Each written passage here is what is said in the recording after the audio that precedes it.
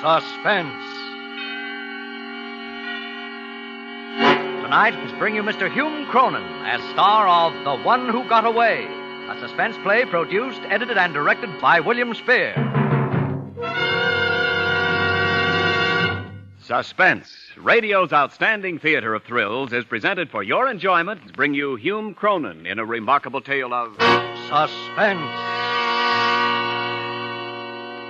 Well, and I certainly told her, listen here, I said, if you think for 1 minute that I intend to stand for that sort of thing, you've just... James, you're not listening to me. Put down that paper and listen to me. Yes, dear, I'm listening. So I said, you're very much mistaken. I did not come in here to be insulted. Perhaps you don't know it, young lady, but the war is over. And the sooner you people appreciate that fact, the better it will be for all of us. And Mabel backed me up, too. You bet she did. We went to the manager, and what we didn't tell him about that clerk, we certainly did. Are you listening to me, James? Yes, dear, dear, I'm nerve listening. trying to tell us that merchandise was hard to get. And so were salespeople. Didn't do him any good, I'll tell you. I'll bet it What'd didn't. you say, dear? I'll bet No, he wished nothing. he'd taken a little more time and trouble hiring clerks, and we got through with him the very idea. It's just like I said to Mabel. It's just like I said. I said, if they have a hat department, they have to sell hats. And if they want to sell hats, they have to allow the customers to try them on. Honestly, if I want to try on hats, it's none of their That's the way it business how was. many I want to try on. Talk, Mabel said talk, that the least talk. they can do is to train their clerks to be a little Every more morning honest, at and that's breakfast, right. But every you know night what from the people minute would I got say up in to the me house now, until I now finally show got you to sleep. 39 hats, and I know it wasn't that much. Every weekend, I've now from shown you Saturday 39 morning hats. until Said, Sunday "You wish to buy night. or Talk, not?" talk, Well, talk. I said, we'll just see about this. Even in the Who do you movies. think you are anyway, I said. Mightn't have been so bad if I'd had a traveling job, but, well, then I didn't have a traveling job. I worked for a bank.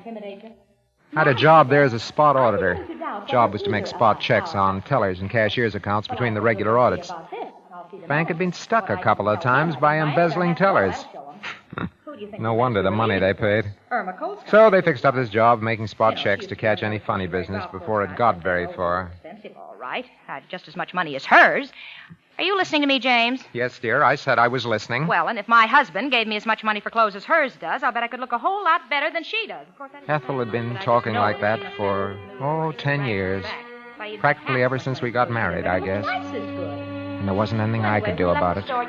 I tried to make her shut up, but she wouldn't. I tried to leave her once, but she followed me and talked until I came back just to shut her up. I couldn't get a divorce. I tried that once. Once. But I couldn't stand this any longer. I had to do something. It seems to me that if you'd only cut down on some of your expenses, we ought to be able to save enough money for a car. Now, I think that James, oh, for heaven's sakes, how you startled me getting up that way. Where are you going, may I ask? I'm just going down to the drugstore for a minute. Well, what do you have to go to the drugstore at this time of night for? Good heavens, I work hard to make a nice home for you, James. I don't see why you're always getting up in the middle of a nice chat to go out. Do you hear me? James, answer my question. Why must you...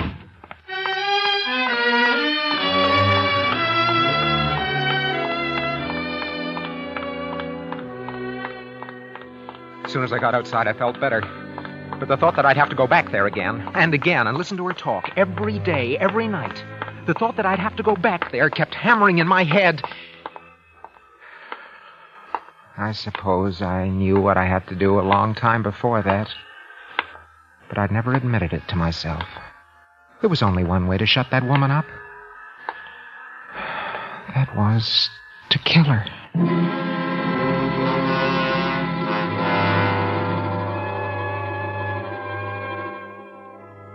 I didn't sleep very much that night. In the morning, I got up as usual and I went to the bank. I hadn't figured out how to do it yet. What I wanted was an ironclad alibi. I wanted to think some more about it. So for today's spot check, I needed something easy, some accounts that wouldn't give me any trouble.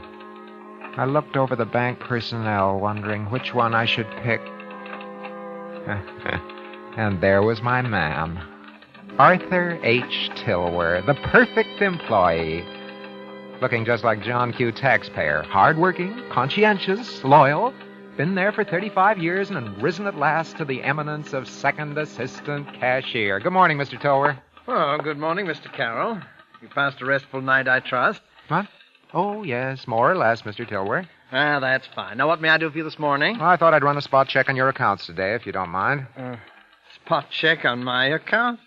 There's really no need for that, is there? No, of course not. It's strictly routine. You know that. But surely there must be others that you haven't. Oh, come now, Mr. Tilwer. There isn't anything wrong with your accounts, is there? Oh, of course not. Of course not. Very well, if you insist. Here are the books, and you may proceed. And so I went to work on Tilwer's accounts. I'd done this sort of thing so often I didn't have to pay much attention to it. So while I worked, I thought. I thought about Ethel and about an alibi. Well, aren't you finished yet, Mr. Carroll? Closing time, you know. Just about, Mr. Tilwer. Quite a bit of work here. You seem to have handled a lot of transactions last month. Oh, well, yes, I did. A busy month, this last one. You going home now? No, I think I'll stay here and finish this up. Why don't you finish up in the morning? Oh, this shouldn't take much longer. I'll do it tonight. Very well. Good night, Mr. Good night. Carroll. Good night, Mr. Tilwer. Huh. It's funny it doesn't balance. Must have made a mistake. See, I'll add it again.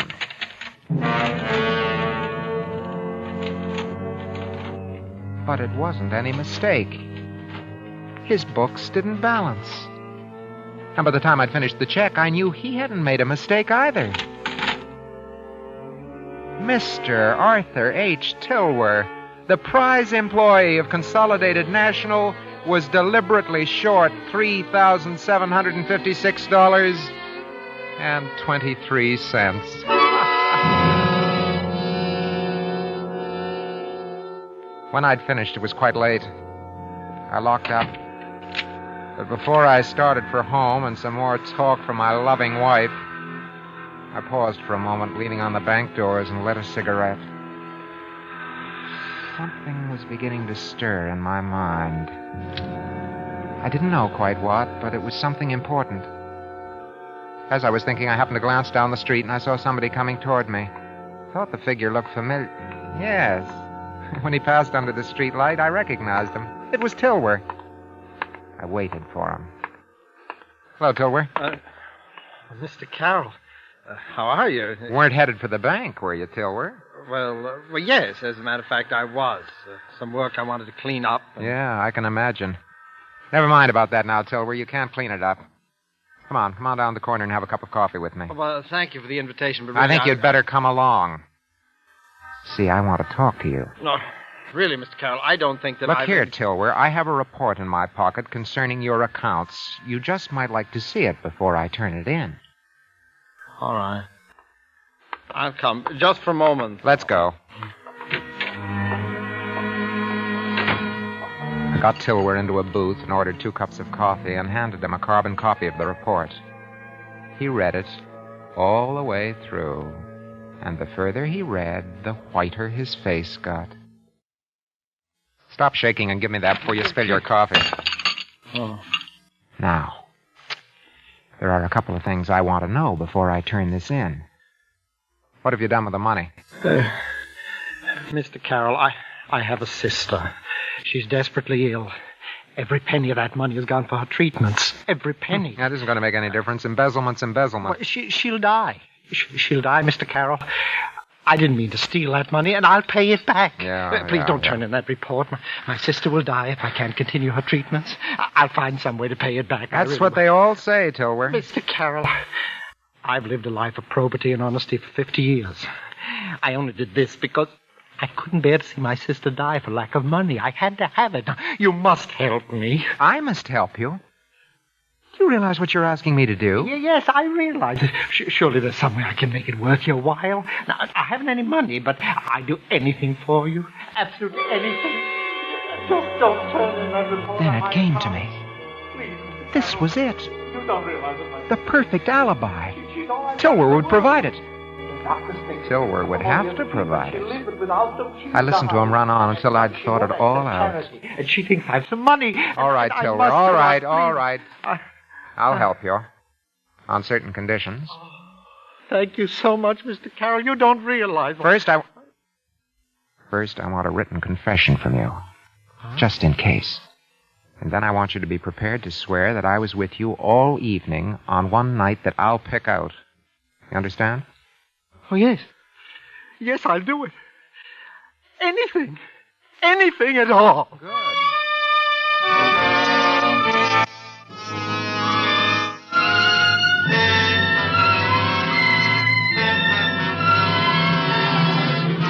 For Suspense, Hume Cronyn in The One Who Got Away. Presentation tonight in radio's outstanding theater of thrills, Suspense.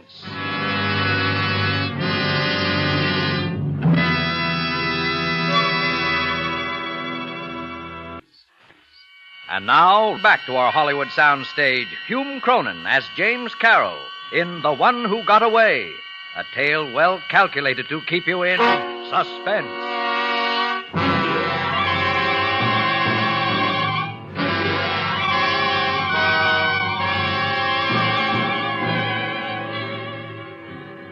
The next night, I didn't come home until almost 8 o'clock. Ethel was in fine form. She started right in. Carol, where have you been? You know I'm supposed to meet Mabel at the corner at 8:15 to catch the bus downtown to the show. I should think you'd show a little consideration for me once in a while. Well, answer me. Where have you been? I'm sorry, dear. I'm sorry. I had to work late, and I didn't have a chance to call you. What do you mean you didn't have a chance to call me? Now your dinner's all cold. You just have to eat it that way, too. I can't wait around here any longer. That's all right, dear. I'll tell you what. You go and get your things on. I'll call Mabel and tell her that you're going to be a little late. She won't have left yet. You haven't called her yet, have you? Oh, well, no, I haven't called her already. I've been doing nothing but wait for you. All right, dear. I'll call her now. You go and get your things on. Well, all right. But in the future, James Carroll, when you know I'm going out, I want you here on time. Hello? That you, Tilbury? You alone? You expect anybody tonight? That's fine. Listen, Tilbury, this is the night. Yeah. I want you to say that I've been there with you all evening from 7 o'clock on. Never mind why. I'll be over there after a while, and I'll give you the details of what you're to say when the time comes. I don't know what I've ever done. I don't care whether you like it or not, Tilbury. No, not yet, dear. Not yet. Just a moment. You don't want your sister to die, do you? Do you? All right, I'll see you shortly. Did you get her? Did you get her, James? No, I didn't. The phone was busy. Oh, what do you mean the phone was busy? I heard you talking to somebody. Oh, well, that was somebody else. Oh, well, honestly, this is most annoying. I don't believe you can do anything right. Give me that phone. Yes, dear, here you are. Well, really, can't even dial, for heaven's sake. Oh, I don't know. Hello? Hello, Charlie? Charlie, this is Ethel. Yeah. Has Mabel left yet? Oh, good, yeah. Let me talk to you, will you, please? Yeah. For heaven's sake, James, don't just stand there behind me like that. You know how nervous it makes me. Wait. Mabel, this is Ethel. Listen, hon, I'm sorry, but I'm just going to be a tiny bit late. Yeah? Oh, I'll catch the next bus, sure. Well, it's really very annoying. I had a Hello? Hello? Hello, Ethel? Ethel, can you hear me, Ethel? Hello? Hello?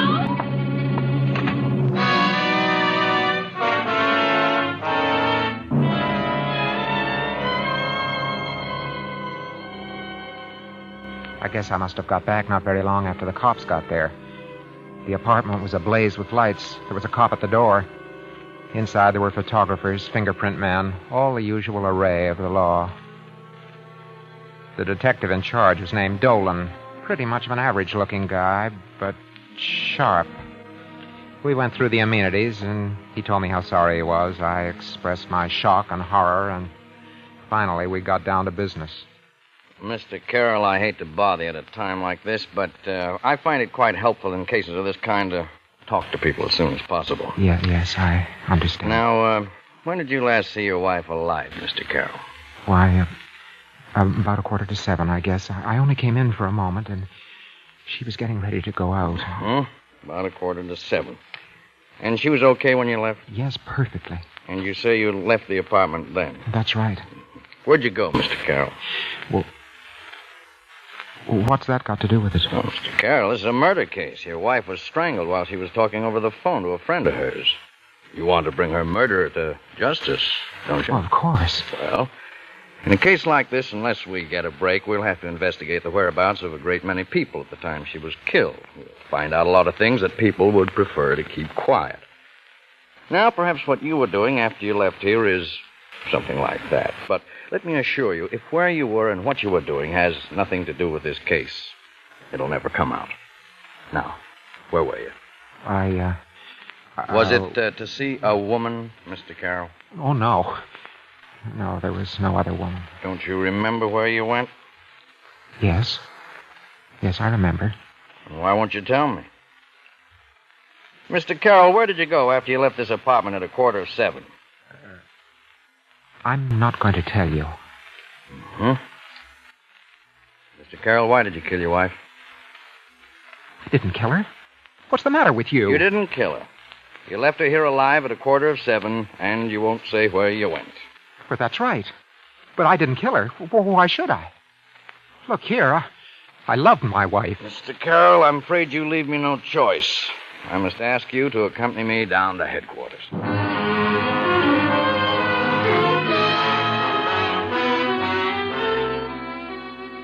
Down at headquarters, we went through it all over again, and again, and again.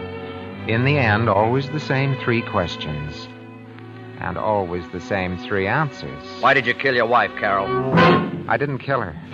Where did you go that night? I won't tell you. Why won't you tell us where you went? I won't tell you that.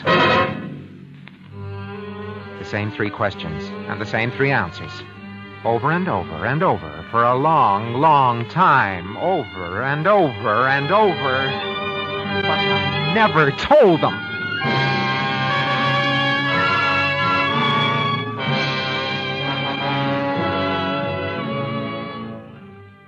The case came up for trial about 2 months later. The prosecution had a good sound case for first-degree murder, and the district attorney made the most of it. It looked open and shut until the last witness for the defense, the only witness for the defense, Arthur Tilworth, took the stand. On the evening of the 14th of September, I went straight home from the bank and had dinner. At about 2 minutes past 7 o'clock, I remember the time exactly because my favorite radio program, that's the Symphony Hour, had just come on. The defendant, Mr. James Carroll, joined me and remained in my presence until about 11 o'clock. Order in the court! Order in the court! Order! They went at him hammer and tongs, kept him on the stand for an hour and a half, but he never changed his story and never contradicted himself. He made as admirable a witness as he did a bank employee. The jury was out for a long time, 12 hours or so, and when they came back... Ladies and gentlemen of the jury, have you reached a verdict? We have, Your Honor. Do you find the defendant, James Carroll, guilty as charged or not guilty? Not guilty, Your Honor.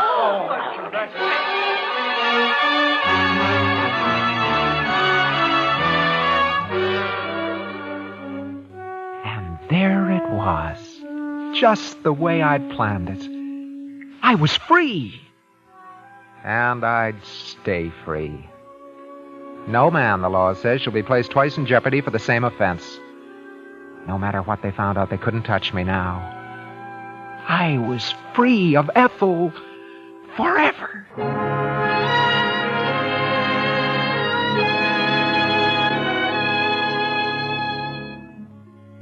After it was over, I took about a week off. I got a cabin up in the hills, and I just loafed around for a whole week. All by myself. It was nice and quiet. Nice and quiet. When I got back to the apartment, I saw someone standing by my door. It was Dolan. Hello, Carol. Hello, Dolan. Want to see me? Yeah, just for a minute. I've been away for a week, you know. Yeah, we know. Come on in. Thanks. Sit down. Thanks. Cigarette? Cigar? No, I don't think so. Thanks anyway.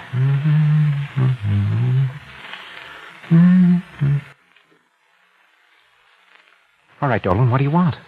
Oh, nothing really. Look, Dolan, is this supposed to be a purely social Hey, Carol, visit? tell me, do you fish? I fish? No. Why? Fishing is my favorite sport. I was raised around Winnipeck Lake, you know. Fishing's fine there. Yeah?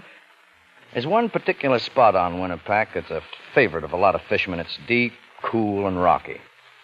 There was a big speckled bass lived there. Very cagey creature he was, too. A lot of fellows thought they had him. Hooked him even.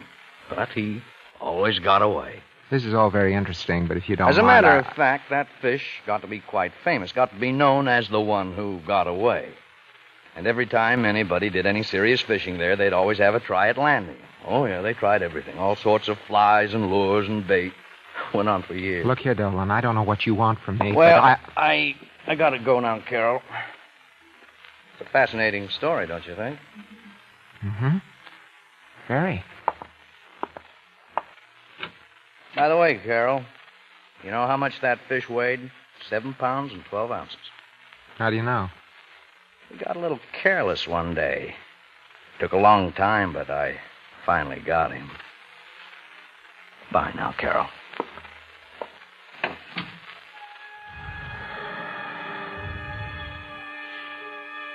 I could see that Dolan was going to be annoying. But I didn't care. I figured he'd stop after a while. There was only one more thing I had to do to clean this whole thing up. I'd made a bargain with Tilwer, and I intended to keep it. Yes, sir, I'm a man that keeps his bargains. That night I went around to his apartment. There was no answer when I knocked.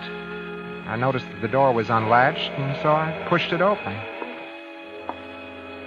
There was Tilwer sitting in the dark by the window, just staring out. The flicker of the neon signs outside lit his face as they flickered on and off. He looked about 150 years old.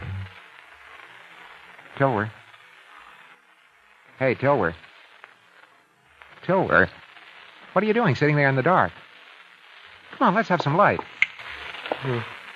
Just sitting here thinking, Carol. Thinking? About what? About a lot of things. Principally about you. Huh? Look, Tilwer, I made a bargain with you, and I've come to keep it. Yes, sir. Here's your confession. Here are both copies of my report. Tilwer, did you hear me? I said here was the confession. Yes, I heard you. It doesn't matter. What do you mean it doesn't matter? You want to go to jail, Tilwer? And how about your sister? My sister's dead. This morning. Oh, I'm sorry, Tilwer. You made me kill your wife, Carol. What? No. Oh, come now, Tilwer. Don't be stupid. I did you a favor. You did me one. That's that. No, if it hadn't been for me, your wife would still be alive. And I've been punished for my sins. My sister. Oh, yeah, but who will punish you for your sins, Carol? Take it easy. You killed, and you cheated justice. But you won't cheat me, because I'm going to kill you. Sit down, you old fool. Get away from that knife. Get away from that knife, I tell you. All right. Give it to me. Give it to me. All right. Now, sit down. Oh, that's better. Quite a nasty little pig sticker you have here, Tilwer. There's your knife, my decrepit avenging angel. You're not going to kill anybody. I'll get you, Carol. You'll see I'll get you, you murdering...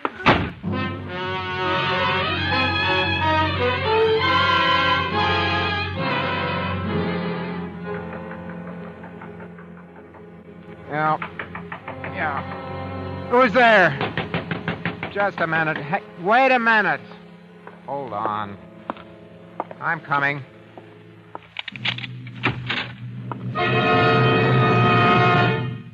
Hello, Carol.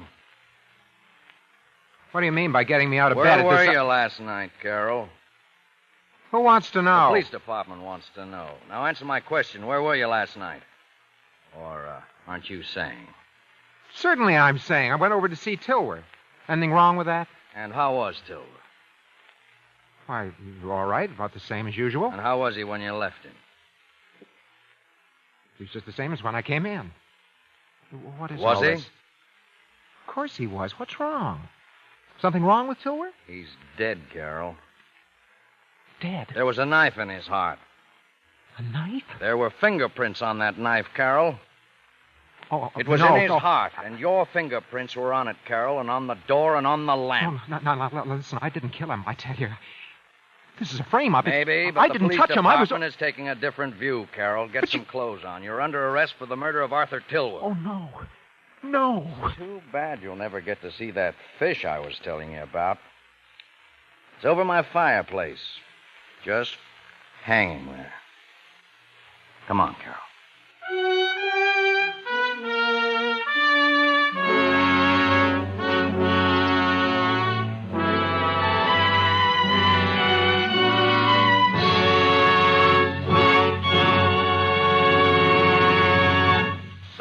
Suspense. This is Ken Niles introducing our suspense star of the evening, one of Hollywood's most accomplished villains, Hume Cronyn. Tell me, Hume, wouldn't you like to give up roguery and play a nice guy just once? Not me, Ken. Look what happens to the nice guys on Suspense. They always get killed in the first act.